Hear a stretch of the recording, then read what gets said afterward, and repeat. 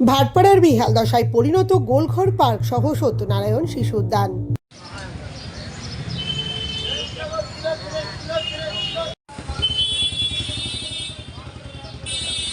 ভাটপাড়া পুরসভার 15 নম্বর ওয়ার্ডের কেন্দ্রবিন্দুতে অবস্থিত অতি প্রাচীন গোলঘর পার্ক আজ সেই পার্কটি বিহাল দশায় পরিণত।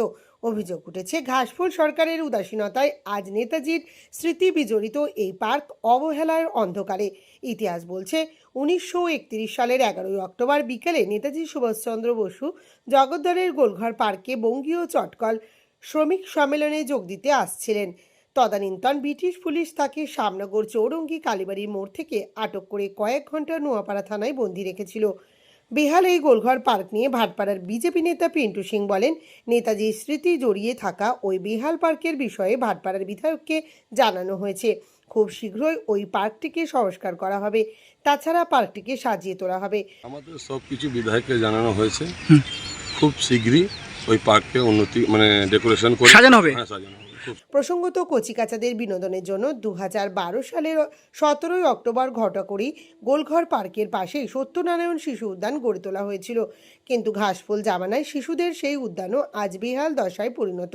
এ প্রসঙ্গে বিজেপি নেতা পিন্টু সিং বলেন, বিষয়টি বিধায়কের নজরে আনা হয়েছে। আশা করছি ফের ওই উদ্যানে শিশুরা ভিড় জমাবে।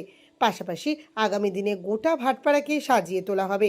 তার অভিযোগ, গোলঘর এলাকায় দুটি পার্কের বেহাল দশার জন্য দায়ী চোর তৃণমূল সরকার। নামাঙ্কিত পার্ক, সেটাও তো অবস্থা খারাপ। সেটা বিধায়ককে আমরা ইন্টিমেশন দিয়েছি, বিধায়ক ওর উপরে বিচার করছে কিভাবে তাকে বাচ্চাদের খেলার জন্য ওটা কি করে সাজানো হবে। সে বিধায়ক ওই উদ্যোগটা নেবে। আগে বাচ্চারা আসতো, সন্ধ্যেবেলা ভিড় হতো, সেইটা আমার বিধায়ক সব কিছুর জন্য লেটার করেছেন মিউনিসিপ্যালিটিকে। আশা করছি খুব শীঘ্রই ওটা বিধায়কের উদ্যোগে এটা ক্লিয়ার হবে। কেন বেহাল দশা হলো, কি কারণটা কি? আপনি জানেন চোরটা সরকারের, আর আমরা কথা বলতেও চাই না।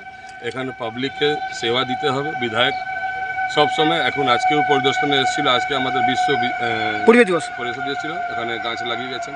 এখন আমাদের সুপার সাহেব এসছেন, এই মাঠের যা বেহাল দশা আছে, যেখানে এনক্রোচমেন্ট হয়ে গেছে, সে উনি এখানে কিছু ভিডিও রেকর্ড করবেন। এই রেকর্ড করে উনি বিধায়ককেও জানাবেন। আমাদের মন্ত্রী অর্জুন সিং মহাশয় আছেন, ওনাকেও দেওয়া হবে। এই হসপিটালে পুরো যে জিস্টগুলো আছে সবই মন্ত্রীর কাছে রাখা হবে। আমাদের সুপার নেতৃত্ব মিরাজুল্লাহ, উনি এইসব নিয়ে মন্ত্রীজির কাছে যাবেন। ঠিক আছে।